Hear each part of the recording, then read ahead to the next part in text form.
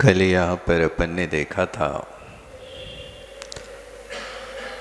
आत्मा और बंध, इन दोनों को पृथक करने की प्रक्रिया यहाँ पर बताई गई और आत्मा का लक्षण भी यहाँ पर बताया गया। आत्मा का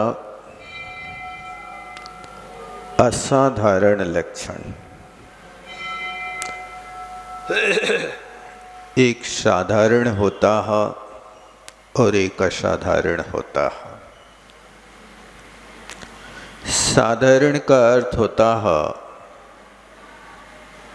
जो सामान्य लक्षण है। सामान्य लक्षण प्रत्येक द्रव्य में एक जैसे पाए जाते हैं, उनको साधारण कहते हैं। साधारण लक्षण द्रव्य का अस्तित्व आदि जो हैं 6 गुण है, लक्षण है, इस सभी द्रव्यों के सामान्य है। अस्तित्व जीव का भी है, पुद्गल का भी है, धर्मादि द्रव्यों का भी है। साधारण लक्षण सब में समान होने के कारण उन साधारण लक्षणों से द्रव्य को पृथक नहीं कर सकते, लेकिन उस साधारणों में से जो असाधारण लक्षण है, उस असाधारण लक्षण के माध्यम से ही उस द्रव्य को पृथक किया जा सकता है। अस्तित्व जीव का है, पुद्गल का भी है। ये अस्तित्व साधारण लक्षण है, इससे तुम जीव को बांध नहीं सकते। इस सभी द्रव्यों में एक जैसा होगा, लेकिन उस साधारण के अलावा असाधारण लक्षण होगा, जो सिर्फ एक द्रव्य का असाधारण लक्षण उसी द्रव्य में होगा, दूसरे द्रव्य में नहीं मिलेगा। जीव का चैतन्य लक्षण असाधारण है, ये पुद्गल में नहीं मिलेगा, धर्मादि द्रव्यों में नहीं मिलेगा। मिलेगा तो एक जीव में मिलेगा। रूपी लक्षण जो है एक असाधारण लक्षण है, ये सिर्फ पुद्गल में मिलेगा, धर्मादि द्रव्यों में नहीं मिलेगा। ये अपनी अपनी एक विशेष पहचान हुआ करती है। तो द्रव्य को आप सामान्य से जानना चाह रहे कि विशेष से जानना चाह रहे हैं? सामान्य है तो सामान्य के रूप में जानो, विशेष है तो विशेष के रूप में ही जानो। तो यहाँ जीव का लक्षण असाधारण रूप बनाया था, जो चैतन्य लक्षण था, और वो चैतन्य लक्षण अपने आप में प्रवर्तता हुआ, जिस जिस पर्याय में व्याप्त कर प्रवर्तता है या निर्वर्तित होता है, या जिस जिस पर्याय को ग्रहण कर निवृत्त होता है, वे समस्त सहवर्ती और क्रमवर्ती पर्यायों का जो समूह है, वह सारी पर्यायों का समूह ही आत्मा है। आत्मा इससे अलग नहीं है। देखो यहाँ पर एक बात और लिखी है इनने कि ये समस्त लक्षण गुण पर्यायों में व्यापक हैं, इस कारण सभी गुण पर्यायों का समुदाय आत्मा है। जिस पर्याय रूप आत्मा है, जिस रूप है, पर्याय उसी रूप है। आपने ये धारणा बना ली कि पर्याय में अशुद्धि है, द्रव्य में शुद्धि त्रैकालिक है। नहीं, द्रव्यार्थिक नय की दृष्टि से यदि वस्तु को देखो तो द्रव्य का स्वभाव ऐसा है, द्रव्य का असाधारण लक्षण ऐसा है, लेकिन वो द्रव्य वर्तमान में किस पर्याय से युक्त है, उस पर्याय वाली वस्तु से युक्त होने पर द्रव्य भी वैसा ही रहेगा। ऐसा नहीं हो सकता कि द्रव्य शुद्ध होवे और पर्याय अशुद्ध हो जाए। तो फिर ये आप सिद्ध परमात्मा में भी आपको घटित करना पड़ेगा कि सिद्ध परमात्मा द्रव्य से शुद्ध है, पर्याय अशुद्ध है। और फिर यहाँ संसारी प्राणी के साथ भी घटित करना पड़ेगा। ये परिभाषा जो हो, परिभाषा जब भी बनाओ तब ऐसी परिभाषा बनाओ कि जिस परिभाषा में अव्याप्ति, अतिव्याप्ति और असंभव दोष ना हो सके। ये यदि तीन दोषों में से कोई एक दोष आता है तो वो वस्तु सदोष मानी जाती है। अव्याप्ति और अतिव्याप्ति में ध्यान रखो कि वस्तु के एक देश में लक्षण घटित हो, सर्व देश में लक्षण घटित ना हो, उसको अव्याप्ति कहते हैं। और जो लक्षण लक्ष्य से बाहर चला जाए उसको अतिव्याप्ति कहते हैं। अब तुमने कहा कि जिसके सींग होता है वो गाय होती है, ये लक्षण तो तुम्हारा सही नहीं है भाई साहब। सींग तो गाय को छोड़ के दूसरों में भी होता है। ये कैसे कहेंगे कि आप अकेले गाय के सींग होता है? इसी तरह यदि आप लक्षण बना रहे कि द्रव्य शुद्ध है, पर्याय अशुद्ध है, इसका मतलब है कि पर्याय द्रव्य को छोड़ के अलग हो रही हैं। ये धारणा देखो, आचार्य महाराज यहाँ बहुत अच्छे से सही बात बता रहे हैं। आपको ऊपर से समझ में ना आए तो नीचे हिंदी देखो। हिंदी में टीकाकार ने पृष्ठ 375 में ये 5वीं 6ठी लाइन में देखो लिखा, ये लक्षण समस्त गुण पर्यायों में व्यापक है। जो ऊपर सहवर्ती और क्रमवर्ती पर्यायों का कहा था ना, ये लक्षण सब जगह व्यापक है। व्याप और व्यापक दोनों में अंतर समझते हैं। व्याप जो होता है वो एक देश में होता है और व्यापक जो होता है जो सर्व देश में होता है। अब जैसे कहा कि आम का बगीचा है, उस बगीचा में अब आम ही होंगे, ना अनार होगा, ना नीम होगी, ना वहाँ पर दूसरे फल होंगे। वो सिर्फ आम आम आम। ये वहाँ पर आम के वृक्षों से व्यापक वन हो गया।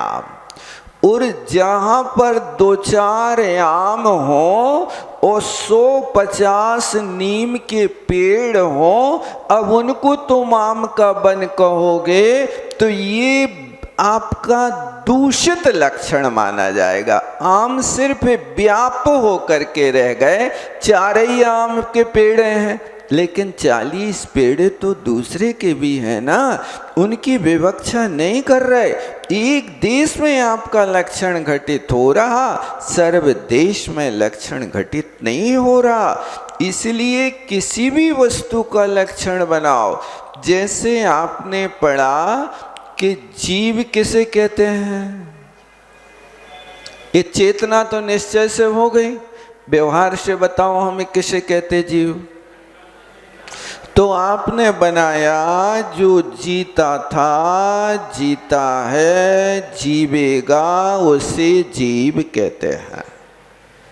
बराबर। ये परिभाषा व्याप्य है कि व्यापक है? व्यापक है, व्याप्य नहीं है। तीनों कालों में घटित कर रहे हैं। अब ये आपसे पूछें कि इस परिभाषा में जो जीता है, जीता था, जीवेगा, ये परिभाषाएं आपने बनाई, तो ये संसारी जीव की परिभाषा है कि सिद्ध जीव की परिभाषा है? अच्छे से सोच के बताओ कौन जीवों का लक्षण है। यदि तुम एक संसारी जीव का लक्षण बनाओगे तो व्याप्त होकर रह गई, व्यापक नहीं हो पाया। जबकि सिद्ध भी जीव है, अब तुम्हें सिद्धों को भी ग्रहण करना है। ऐसा ना हो कि सिद्ध छूट जाए और आप तीन परिभाषाएं बना रहे, एक परिभाषा बना ही नहीं रहे। परिभाषा तो एक होती है, तीन कैसे बना बैठे तुम? या तो कहो जो जीता है वो जीव है, या कहो जो जीता था वो जीव है, या जो जीवेगा वो जीव है। कंफ्यूजन तो नहीं हो रहा? ये तो पहला भाग में बच्चों को पढ़ाई जाती है। पाठशाला आए हुई हो तो? नहीं आए पाठशाला? आए हो तो पाठशाला में पहले ही पढ़ा देते हैं। जब 24 तीर्थंकरों के नाम रटाते हैं तो वही तीर्थंकरों के नाम के रटाते के साथ कहते जीव से कहते हैं। लेकिन शायद वो पढ़ाने वाला भी ना जानता हो कि किसकी परिभाषा बना रहे हैं, है ना। देखो यहाँ ये जो परिभाषा है ना, इन परिभाषा को त्रैकालिक परिभाषा कहते हैं। तीनों काल में घटित होना चाहिए। अब तीनों काल में घटित हो रहे हैं, लेकिन जीव संसारी और मुक्त हैं। अब इन तीन परिभाषाओं में किसके लिए कहाँ क्या व्यवस्था बनाए? तो ध्यान रखना, जब कहा जा रहा है कि जो जीता है, किससे जीता है? 10 प्राणों से जीता है। कम से कम 4 प्राण, अधिक से अधिक 10 प्राण। एक इंद्रिय जीव के पर्याप्तक अवस्था में 4 प्राण होते हैं। पंचेंद्रिय जीव के पर्याप्तक अवस्था में 10 प्राण होते हैं। तो इन 10 प्राणों की विवक्षा को लेकर के ये परिभाषा बनाई जा रही कि जो वर्तमान में 10 प्राणों से जीता है उसे जीव कहते हैं, और जो 10 प्राणों से जीता था लेकिन वर्तमान में नहीं जी रहा है, ऐसा भी क्या सिद्धांत है तुम्हारे यहाँ के जीव मर जाए तो फिर नहीं जिएगा? ये परिभाषा जो भूत में तो 10 प्राणों से जीते थे लेकिन वर्तमान में 10 प्राणों से नहीं जी रहे, ये परिभाषा सिद्ध परमात्मा को दे देना। इस सिद्धों की परिभाषा है कि वे पहले 10 प्राणों से जीते थे, अब सिर्फ चेतना प्राण से जी रहे हैं। उनके पास अब यहाँ पर 10 प्राणों की व्यवस्था नहीं है। इसलिए ये परिभाषा लिखी कि जो पहले जीते थे और अभी भी जीव बने हैं, जीते थे माने वर्तमान में नहीं जी रहे, तो ऐसी परिभाषा सिद्ध परमात्मा को लगाना। वो जो जीवेगा, भविष्य में जीवेगा, तो क्या अभी वो जड़ है? क्या मुर्दा के रूप में पड़ा है?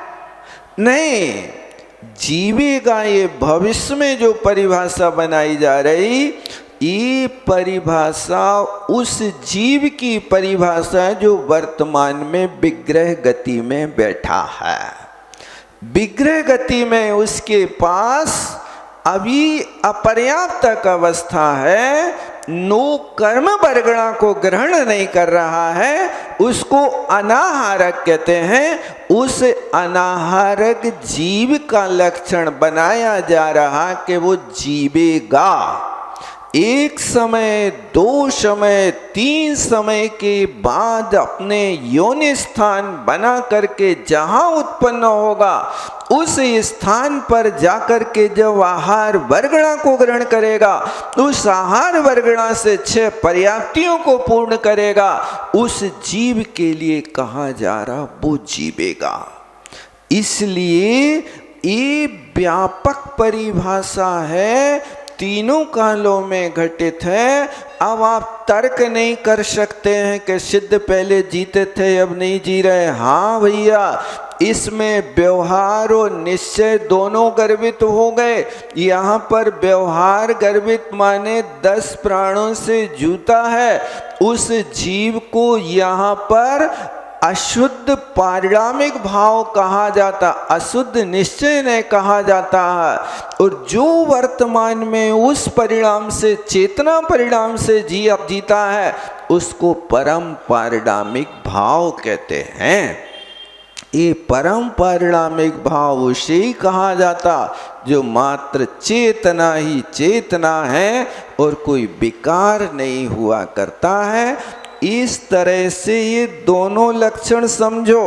आचार्य महाराज साधारण लक्षण और असाधारण लक्षण, साधारण तो तुम लोक में भी समझते हो, शिखर जी जा रहे हो, साधारण ट्रेन में कि डिब्बा में जा रहे कि असाधारण में जा रहे? साधारण कैसे कहते हैं बताओ?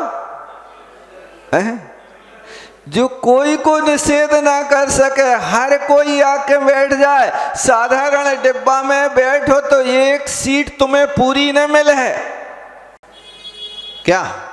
एक सीट पे जितने बन जाओ, कितने बन जाए, प्रश्न नहीं करो, गोद में भी बैठ जाओ, वो साधारण है। लेकिन जहां असाधारण होगा, स्लीपर से चलेगा, एसी से चलेगा, 2 टायर, 3 टायर, फर्स्ट एसी, कौन सी चाहिए बताओ? सब सामान्य है।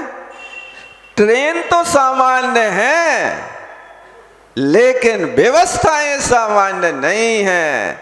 3 प्रकार की एसी, 3 प्रकार की कि 2 प्रकार की? 3 प्रकार की एसी लो आप। फर्स्ट एसी है, बिल्कुल स्वर्ग के विमान की तरह, ये काकी जाके बैठो, कुछ नहीं होगा, कोई की शक्ल देखने नहीं मिलेगी, चाहे सो, चाहे रो, चाहे गाओ, चाहे खाओ, चाहे पियो, चाहे जैसे रहे आओ। क्या है? First AC. अब ये सब चीजें है तो ट्रेन तो है, लेकिन भैया साधारण का किराया और फर्स्ट एसी का किराया बताओ कितना होता है? कुछ अंतर है क्या? नहीं। फर्स्ट एसी तो प्लेन के किराए को छू लेता है, और साधारण कितना है? 100-150 रुपया में शिखर जी पहुंच जाते हुई है शायद। साधारण की टिकट तो इतना ही हुई है ना, 200 मान लो, लेकिन फर्स्ट एसी की 3-4 हजार से कम तो नहीं लगते होंगे। कितना अंतर पड़ गया। यहाँ पर लगाना कि ट्रेन एक है लेकिन किराया एक नहीं है।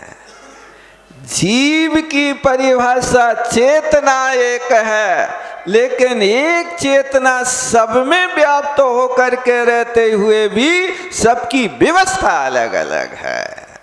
एक इंद्रिय में रह रहा, एक पंचेंद्रिय में रह रहा, एक राघव मत्स्य बन करके 1000 योजन की अवगाहना में रह रहा है, एक इंद्रिय भी 1000 योजन की अवगाहना में रह रहा है। लेकिन उस 1000 योजन की अवगाहना वाला मिलेगा तो कमल मिलेगा, और 1000 योजन की अवगाहना मिलेगा तो राघव मत्स्य मिलेगा। एक इंद्रिय और पंचेंद्रिय में भी देखो कितना अंतर पड़ गया।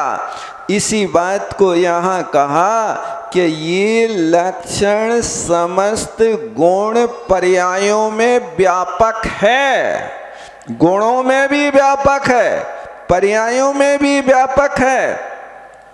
इस कारण सभी गुण पर्यायों का समुदाय आत्मा है। चाहे पर्याय अशुद्ध हो तो आत्मा भी अशुद्ध होगी। गुणों में अशुद्धि है तो आत्मा भी अशुद्ध है। ये शुद्धि अशुद्धि का भी उसमें आपको ध्यान रखना होगा। ऐसा इस लक्षण से जानना, क्योंकि आत्मा उसी एक लक्षण से लक्ष्य को प्राप्त होती है तथा चैतन्य के समस्त सहवर्ती और क्रमवर्ती। मिला कि नहीं मिला? हिंदी में देखो अच्छे से लिखा ना, क्या लिखा कि जो चैतन्य के समस्त सहवर्ती पर्याय, समस्त सहवर्ती पर्याय माने सारे के सारे गुणों की पर्याय, गुणों की भी पर्याय होती है। ज्ञान गुण है तो मति ज्ञान ज्ञान गुण की पर्याय है। एक सामान्य ज्ञान को पकड़ो, उस ज्ञान को किसी नाम से नहीं कहो तो वो ज्ञान गुण है। लेकिन उस ज्ञान गुण में यदि तुमने कोई नाम ले लिया, मत ज्ञान, श्रुत ज्ञान, अवधि ज्ञान, मना पर्याय ज्ञान, केवल ज्ञान, ये सब ज्ञान की पर्याय है। अब तुम यदि व्याकरण शास्त्र से समझते हो तो तत्वार्थ सूत्र में गुण और पर्याय का ज्ञान कराया। देखो, मतिश्रुतावधि मना पर्याय केवलानि ज्ञानम, केवलानि बहुवचन है और ज्ञानम एक वचन है। ज्ञानम एक वचन है और पर केवलानि बहुवचन है। ऐसा क्यों किया आचार्य उमा स्वामी महाराज ने?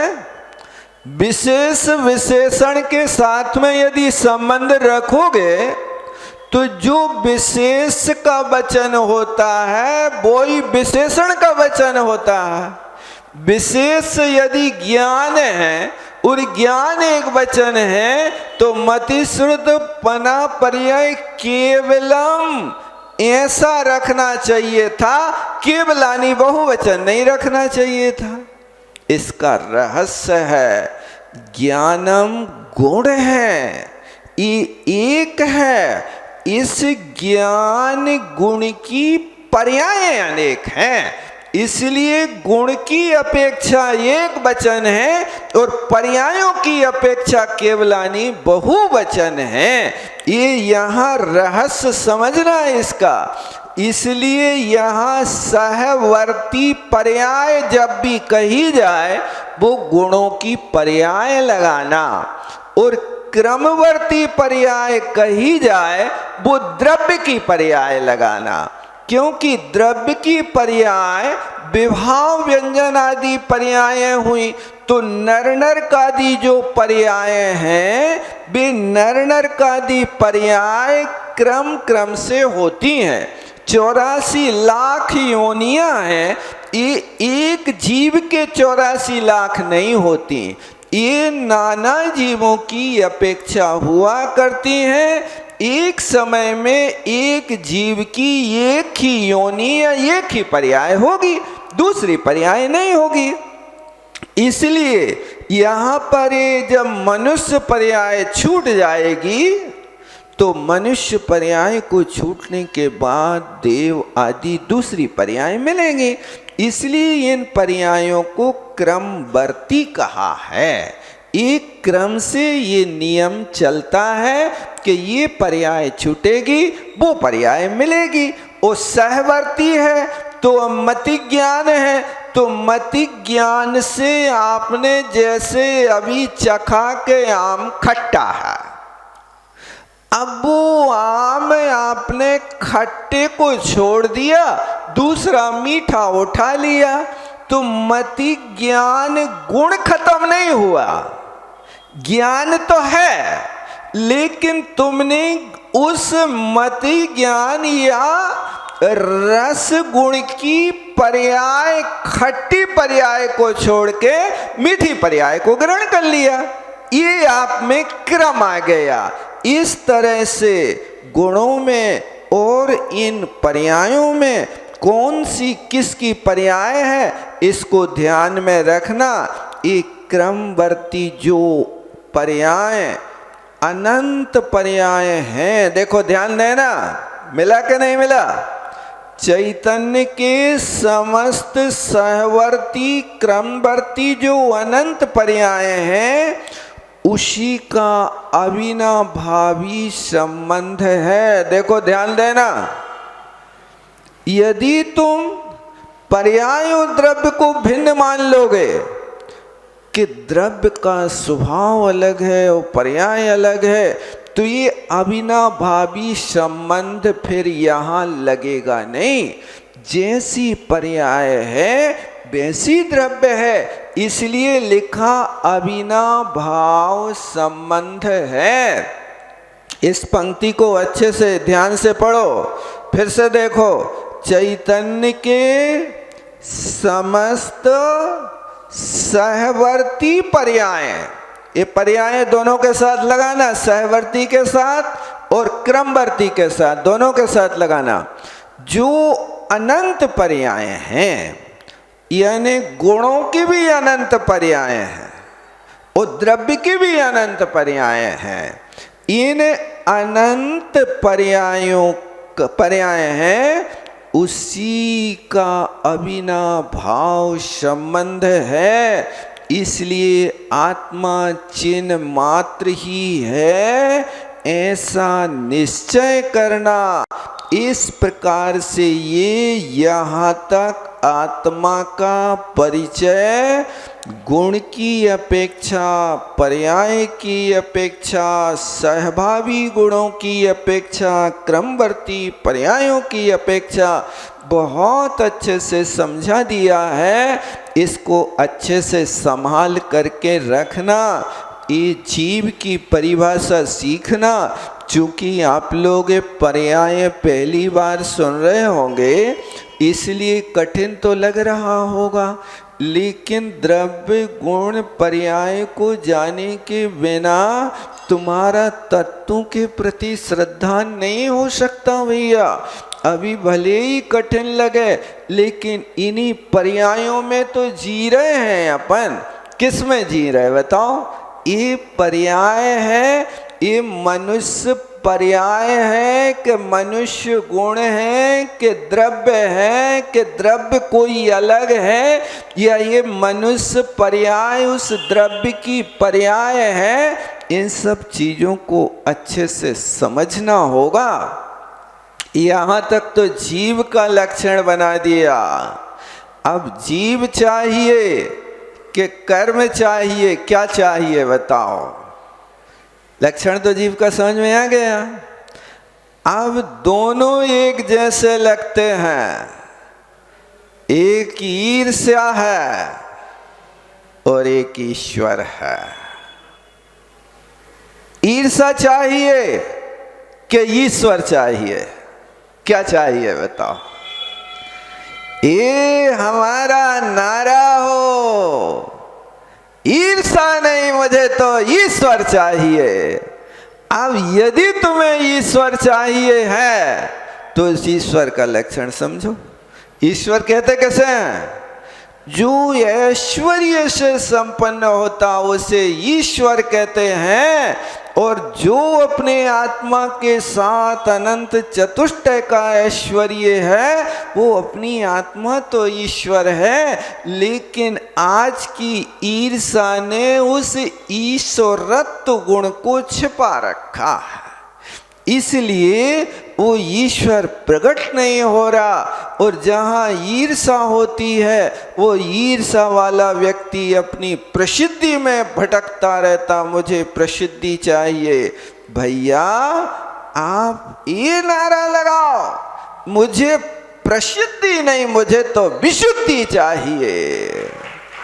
ईर्ष्या नहीं, मुझे ईश्वर चाहिए। मुझे शल्य नहीं, मुझे तो वात्सल्य चाहिए। ये रत्नत्रय के गुण होते हैं। जहां आपके अंदर शल्य होगी, वो शल्य रखने वाला व्यक्ति, शल्य किसे कहते हैं? कांटे को कहते हैं, बाण को कहते हैं।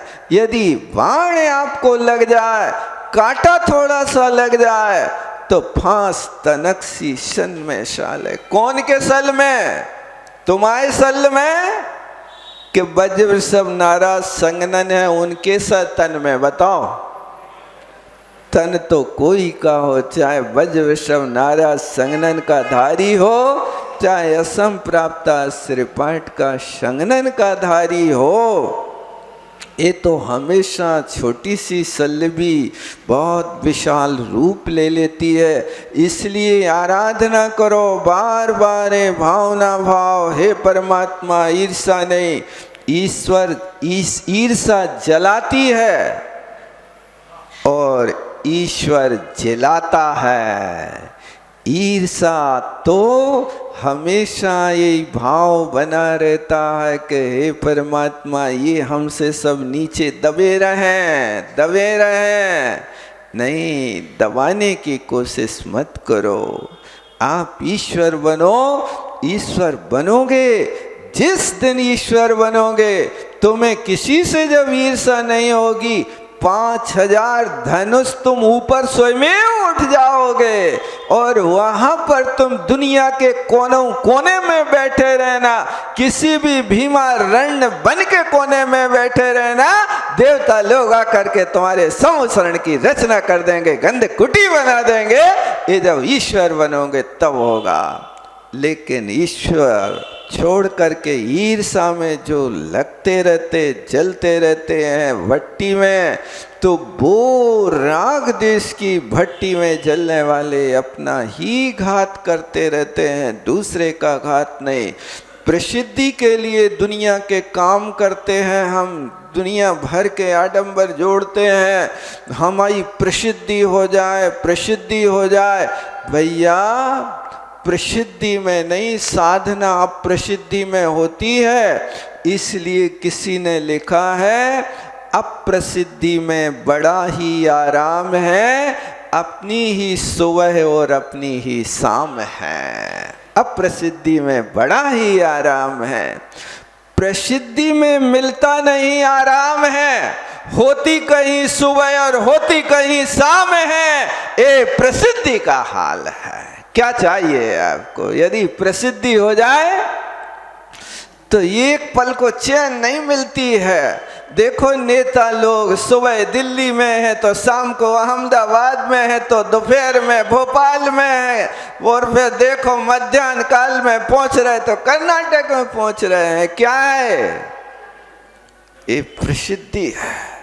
इसलिए प्रसिद्धि में कभी आराम नहीं मिलता है और अप्रसिद्धि में बहुत बड़ा आराम है। अप्रसिद्ध बन करके रहो। जो अप्रसिद्धि में रहते हैं उनके लिए कहा जाता है, कोई के 3 में न 13 में, ढोल बजा में डेरा में, अपने घर में बैठ करके आराम से भगवान का नाम स्मरण करो, इसमें आनंद है। और बाहर की प्रसिद्धि में हम जाते हैं, बहुत प्रसिद्धि है, लेकिन प्रसिद्ध व्यक्ति भी हर व्यक्ति के मन का काम नहीं कर सकता है। कोई ना कोई आपके बीच में से रूठ ही जाएगा। अब दूसरा रूठे या न रूठे, घर के भैया को मनाना और ज़्यादा कठिन है। दूसरों को तो फोन कर दो, एक लिफाफा दे दो, पीले चावल डाल दो, मुट्ठी भर बतेसा दे दो, प्रसन्न हो जाएगा। लेकिन भैया तो कहेगा कि तुम भी तो उन्हीं की संतान हो जिनकी हम हैं, हम क्यों आए तुम्हारे सामने? हम तुम्हारे सामने आएंगे तो रणांगण में उत्तर देंगे। ये चौथे काल के शुरू में दशा देख लो भैया, ये भरत और बाहुबली के सामने छिड़ गई बात। लेकिन वे भरत बाहुबली ऐसे छिड़ गए युग के आदि में कि वे एक दूसरे के प्रति सहन नहीं कर पाए। वे एक भरत और वे राम थे, जो राम के भैया भरत थे कैसे निष्प्रय व्यक्ति थे। उनकी दशा देखो कि वहां राज थोपा जा रहा है, लेकिन वे कह रहे हैं हमें नहीं चाहने, राज तुम ही लो। और यहाँ से जाकर के अयोध्या से निकल करके चित्रकूट तक वहां गए भैया को लौटाने के लाने, चलो तुम ही राज्य के अधिकारी हो। मातेश्वरी ने तो गलत कर दिया, व्यामोह में पड़ करके उन्हें हमारे लिए कह दिया, लेकिन तुम नहीं, तुम ही राज्य बनो। वे सारे के सारे लोग गए लेकिन लौट के नहीं आए। भरत कहते राजा तो तुम ही हो, मैं तुम्हारे सिंहासन पर नहीं बैठूंगा, तुम नहीं चल रहे तो कोई बात नहीं, चलो तुम्हारी खड़ाऊ दे दो। वे खड़ाऊ राम के प्रतीक रहेंगे। वो लौट के आते हैं तो कैसी बात होती है कि राम भक्त ले चला रे राम की निशानी, शीश पर खड़ाऊ और आंखों में पानी। एक भरत राम का भैया था और एक भरत वो भैया था कि जिसने आज्ञा नहीं मानी तो चक्र चला दिया। क्या है ये, देखो तो दुनिया की दशा। समय हो रहा है।